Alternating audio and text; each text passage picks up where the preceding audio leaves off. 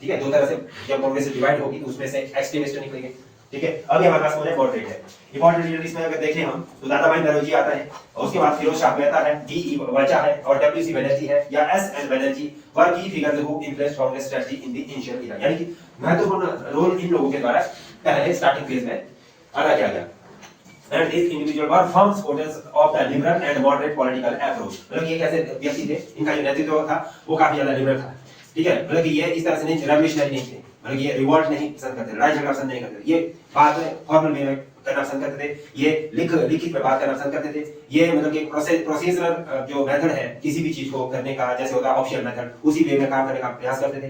पर इस तरह से काम नहीं होने वाला था, तो इसके बीच में एक और ग्रुप आएगा जो एक्सट्रीमिस्ट आएगा, वो ये इनसे हट जाएगा, अलग हो जाएगा। उनको लगेगा कि आप यहाँ पे लिख के पढ़ के इंतजार कर रहे हैं, अंग्रेजों से आप भीख मांग रहे हैं, भीख मांग के थोड़ी आजादी मिलेगी, हमें रिवोल्ट करना पड़ेगा, हमें अपने खून की बलिदान करना पड़ेगा। ये बड़ा ग्रुप आएगा, जैसे भगत सिंह आएंगे फिर बाद में। ठीक है, तो वो अपने आप को कांग्रेस से अलग कर देंगे।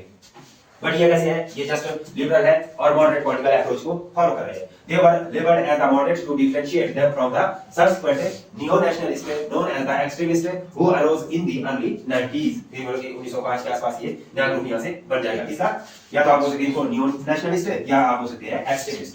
ठीक है, मॉडरेट अप्रोच क्या थी, किस तरह से ये काम कर रहे थे, किस तरह से आजादी के लिए अपनी लड़ाई लड़ रहे थे। तो moderate political efforts emphasize lawful constitutional advocacy for gradual and systematic advancement, यानी कि इनकी जो अप्रोच थी वो थी धीरे धीरे संवैधानिक या और कानून के दायरे में रहकर आजादी की मांग करना। ये एकदम से नहीं चाहते थे कुछ, ये नहीं कि आज हमें आजादी चाहिए, ये देख सोच रहे थे कि हम धीरे धीरे हर चीज की तरफ सरकार का ध्यान आकर्षित करेंगे और सरकार हमारे फेवर में बात करेगी। सरकार का मतलब यहाँ पे ब्रिटिश सरकार, ठीक है, जो यहाँ पे जो कंपनी शासन कर रही थी, कंपनी तो खत्म हो गई, सॉरी, यहाँ पे ग्राउंड जो शासन था, यहाँ पे वायसराय के माध्यम से हम इसमें प्रयास कर रहे थे कि सरकार जो हमारे फेवर में काम करेगी, हमारे फेवर में यहाँ पे कोई कानून बनाएगी, लॉ बनाएगी, बजट देगी, हमारी सुरक्षा की बात करेगी। तो ये इस तरह से कानूनी तौर पे काम करने का प्रयास करते थे, लेकिन कानूनी तौर पे काम सफलता मिली थी हमें। ठीक है, तो इसके बाद moderate thought that British government was fair in principle but uninformed about Indian realities.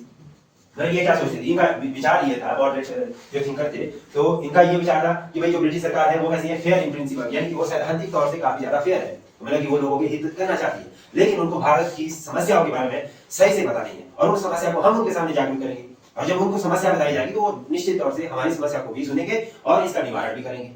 ये विचार लेके वो चल रहे थे। अभी दूसरा क्या था यहाँ, their tactics include building public support, increasing consciousness and consolidating people on political matters. हम देखते हैं कि they promoted the use of petitions and appeal turning to constitutional advocacy when required. यहाँ पर कि वही हमने कोई अपनी बात करनी है तो पिटीशन लगा दी,